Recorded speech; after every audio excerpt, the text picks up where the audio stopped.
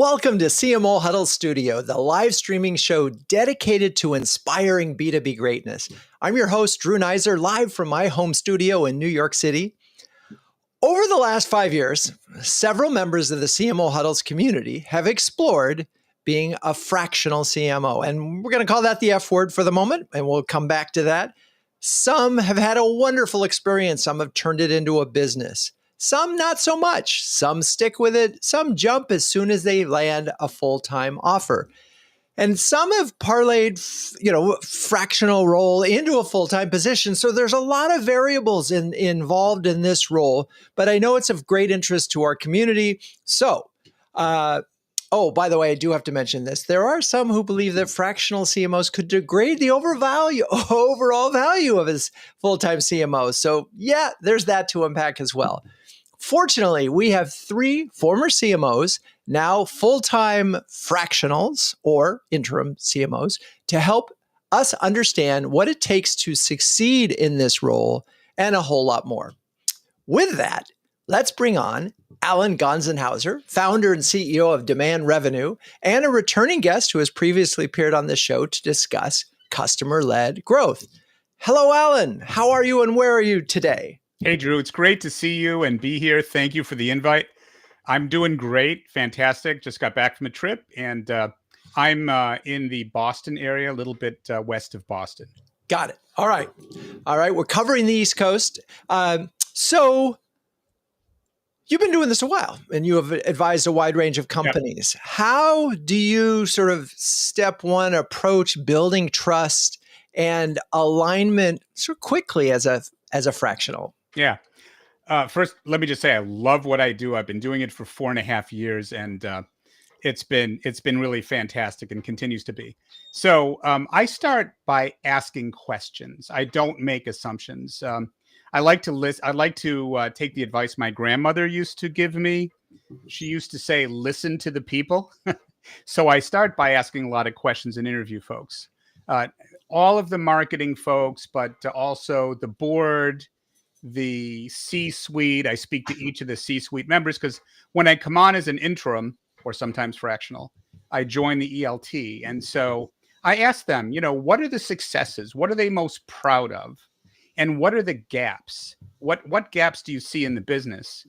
And with each person, whether they're in marketing or the board or the C-suite, I give them 3 magic wishes. If they could change anything, what would they be? And I usually take about a month to do that because I don't want to come on like a ton of bricks, like, hey, look, I know everything. I'm going to make a lot of changes. I want to listen to people first and see what they're proud of and see what the gaps are. So, with that process, I really learn a lot, and that helps me form what I do next. And do you think so? It's interesting because that could have been the same formula that you used as a full-time CMO. Yeah. Is there anything different about that process or the mentality? Because part of it is if you are a full-time and you're an employee, there's the good news is I know I'm going to be around with you for a while. Yeah.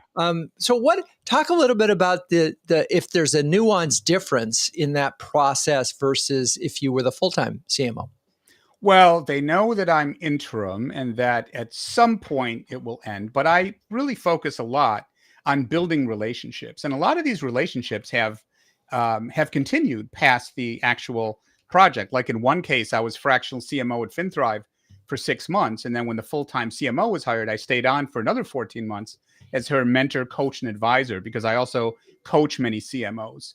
And I also started working with the chief customer officer. So I try to develop relationships with people and tell them, look, I'm not here to risk your job. I'm here to find the best of the best, work together. And it's all about building that trust up front. And they do report to me, even though it's not going to be a permanent thing. But so I really focus a lot on asking questions and building the relationship up front and making people feel that they don't have something to fear from me. And then I can help mentor them and move them to the next level as well. And that's worked really well across many engagements so far. No, and I can see it. And you sort of turn this sort of negative in somewhat that you're going to go away. Is that, well, I have a way of sticking around. So yeah. that part is good. And I'm here to help you grow in your career. Exactly. So Are there types of companies that you've noticed that tend to be the best fit?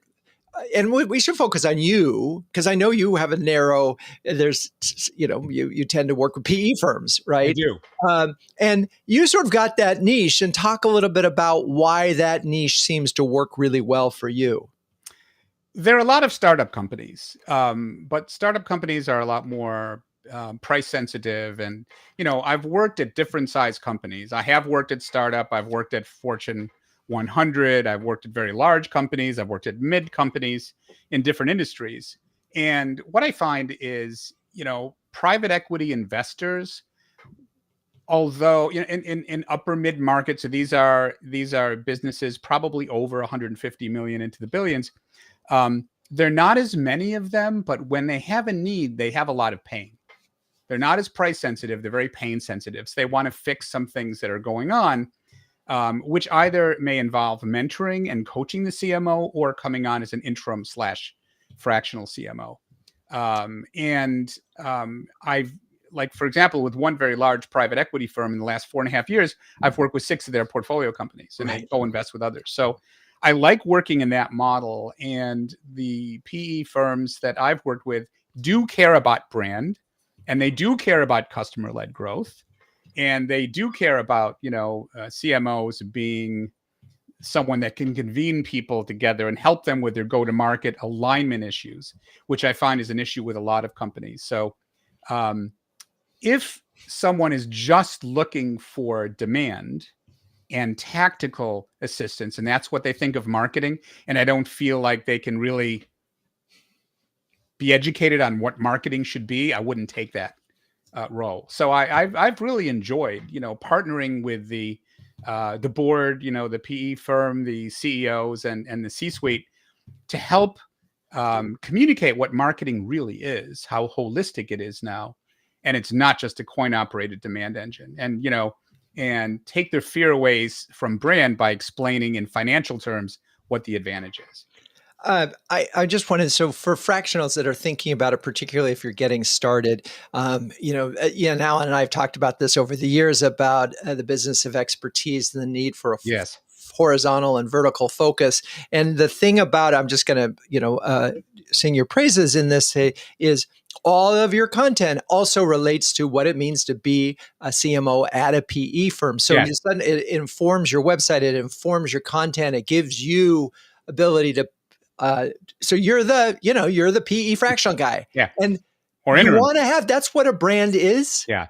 And so it's really hard at first when you're starting an independent consulting practice to focus, but that is the definition of strategy. You got to say no. If you don't have anybody you say no to, then you do not have a strategy. So narrow down, pick a niche. Don't try to boil the ocean. Yep. Great point, Drew. Thank you. And by the way, you get better at it each time. And there's certain things by the time you walk into your 7th PE, you say, okay, these are the 10 things I know about your business already without even. So and a lot of the same problems too. Right. I mean, one of the first questions I ask is to learn about churn. Is there a churn issue?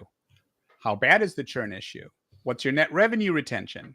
Do you have an aligned view of your ideal customer profile? Is everybody on the same page? And I get a lot of that through the questioning.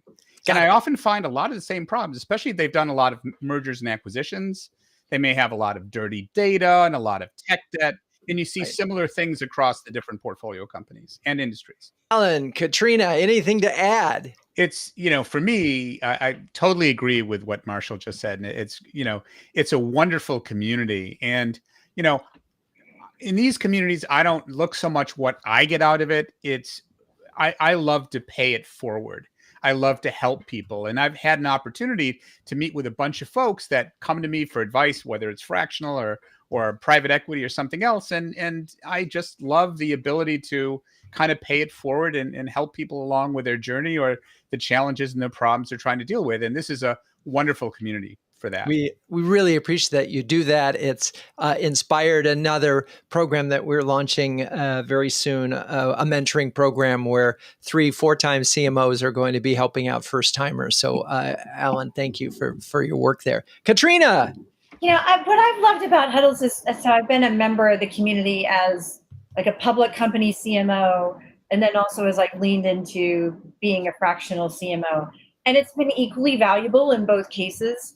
I think just the wealth of knowledge, the depth of expertise of the members on so many different things. I mean, Al and I have had conversations on pricing and positioning. Marshall and I have had lots of conversations around how do I set up a fractional business? Like, what do I need to think about? Like, who else should we talk to? I've had countless conversations when I was in my public company role with people around, can somebody poke holes in this team structure? Does anybody know a vendor who can solve this problem? Hey, I need to hire a rock star to head product marketing. Who knows somebody? Like, all of those things. It's kind of like your best friend, mentor, advisor, board of directors on call group, and they're amazing. So I love it. Well, thank you. Thank the three of you. If you're a B2B marketing leader who wants to build a stronger peer network, gain recognition as a thought leader by being on a show like this, and get your very own stress penguin, join us at cmohuddles.com. Okay, we have a question from the audience. We need to answer this. As a fractional CMO, any tips on how to be successful without making it full time? And I know, Marshall, you and I talked about that, but what's the trick there, Alan? How do we manage that? I would say set expectations at the beginning, especially if you have multiple clients. Say, look, for me, it depends if you're doing fractional or interim. I do a lot of interim where it's 3 to 4 days a week. But if you're fractional and you have multiple clients, what I try to tell them is, look, Tuesday is going to be your day. Doesn't mean we won't talk on other days, but let's try to set up all the meetings on Tuesdays and Wednesdays. So you can kind of carve out your time. You will, sometimes have, other things. Maybe there's a board meeting or an ELT meeting or something like that. But I try to coordinate the timing up front, especially if you're going to be involved in multiple engagements. In my case, I would say, I don't know how I describe myself because I'm an interim, I'm a fractional, I coach CMOs, and sometimes I do projects for my clients. So I'm kind of and sometimes due diligence. So it's a combination of those things. But if it's less than 3 to 4 days a week, I try to carve off specific time periods. If the notion of fractional or interim actually became dominant, what it might say to the marketplace is, oh, you don't need a full-time person. You could do this in 10 to 15 hours a week. And we know that's lunacy, right? I mean, you cannot run, or correct me if I'm wrong, you cannot run a marketing department of and I'll hit you on this, Alan, of if $50 million company, $150 million company with multiple staff, and build a team and build out the process and integrate with sales and do all the things that we know that full-time CMOs do. So is there a risk as, we do things like this, we promote this notion of it. So what's the story that we can tell the CEOs that say interim, fractional, fine, but understand it's not the same as having a full-time CMO. And it may not be in your interest to explain that because you're selling the opposite, but help us navigate this world as a community of CMOs. Go ahead. I never compete with full-time CMOs. I work with large companies. All the things you just mentioned, Drew, I actually do on an interim basis. I become them. But the expectation is always, I'm not looking for a full-time job. I'm looking to help the companies, and I will do all of those things. But at some point, they'll hire a full-time person. What I love doing, and I have some examples of this, is staying on as the full-time CMO's coach, mentor, and advisor, because I love doing that. And I've done that over 150 times, actually, starting at Serious Decisions and Forrester. But I don't say you don't need a full-time CMO, because I think that's very important. However, in smaller companies, startup companies, to Marshall's point earlier, if they can't afford a full-time CMO with all the benefits and the equity, it may make sense there. But in the space I play in, I never compete with the notion of a full-time CMO. I support them into that. So the distinction perhaps between an interim and a fractional, one level is interim is larger company, fractional in some cases at least, or smaller companies.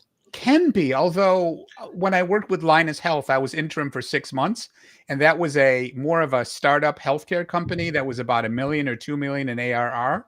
And but the thing is, I was doing that like fractional. I was only 1 day a week with that, which is not enough. No. But I was kind of their CMO for 6 months, and I wouldn't recommend that, because to be an interim CMO, you really, all my other engagements with large companies have been 3 to 4 days a week. Wait, so I want to clarify. So first of all, speed to value. I get that. That's a really good promise for interims or fractionals. But why wouldn't a full-time CMO who has the same amount of experience be able to do the same thing? Is there something about being a fractional that enables you to either take shortcuts or not have to deal with certain things that enables you to have an impact faster? Because it seems to me that every CMO would want to have speed to value. You're not tied to the politics if you're interim or fractional. And I don't think, in my case, I don't think it's an if. I don't think it's an or. I think it's an and. I think it's how can an interim CMO, especially when there's a gap in leadership and you don't have a CMO in a full-time CMO in place. And I'll get into these situations a lot. It may take 6 to 9 months to find the right full-time CMO. They don't want marketing to stop during that period. So you can provide the continuity. And then once the full-time CMO starts, you can work with that individual to help them be successful. I just want to say one thing that Katrina said earlier about the financial metrics and results. I couldn't agree more. Actually, I started in finance before I went into marketing, and I always get along with CFOs. But, I can't overemphasize what Katrina said earlier about having the right metrics and being able to convert what marketing does into the financial impacts of the organization. Right. And a balance sheet. I mean, and it's the same at every job. You look at the balance sheet, you manage your cash flow, treasury. All that. That job, almost every CFO can go from any CFO role to another CMO and look at the business and do an analysis. Not the same for CMOs. So we're getting close to the end, but there's a few quick things that if you were to look at your last 3 or 4 engagements, just on average, how long were they? Go ahead, Alan. No, in my case, I'd say 6 to 18 months on average. But now I have 3 proposals out with past clients who want to bring me back for one thing or another. So, it's like, Arnold, I'd be back. I view these as ongoing relationships, right, with all the clients I work with, and they often bring me back for other things, even if I've been interim for say 6 months or up to 18 months. The one thing I'd add in terms of the transition, when you hire a full-time CMO, I always give them a great transition. Optimally, I like to stay on for another year to be their mentor and coach because I love doing that.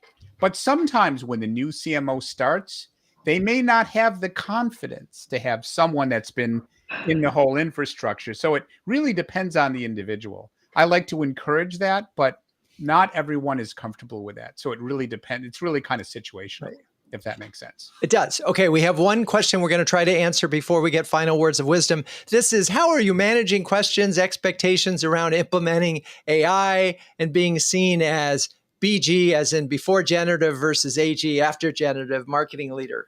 Is that coming up? Let's see. Who's that leave? Alan, final words of wisdom. So yes, I agree with Katrina. Narrow down your niche. What are the problems you've solved in your career so many times over and over again? You can almost solve them in your sleep. There are a lot of companies that need that, but narrow down. And I'll just say, it's the best thing that happened to me. I love what I do. And decide what you want to do when you grow up. Do you want to keep full-time roles, or do you want to build your own business? But I found building your own business is wonderful. It's very, very lucrative. It gives you a lot more flexibility, and you really can help organizations grow and get a lot of variety. So if you think it's right for you, it's a fantastic place to be.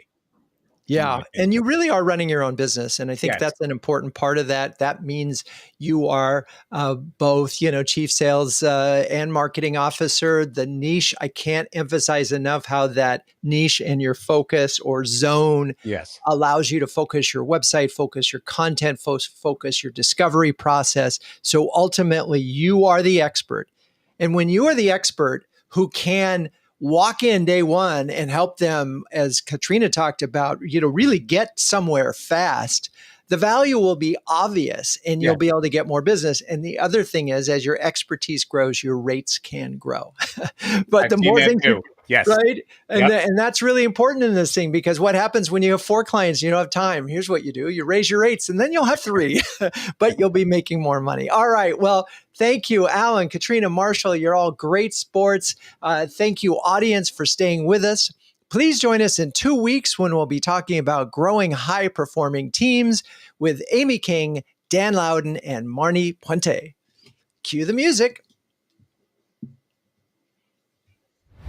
CMO Huddle Studio is produced by Melissa Caffrey. Our production assistants are Laura Parkin and Ishar Cuevas. If you'd like to learn more about CMO Huddles, please visit cmohuddles.com. I'm your host, Drew Neiser, and until next time, keep on sharing, caring, and daring each other too.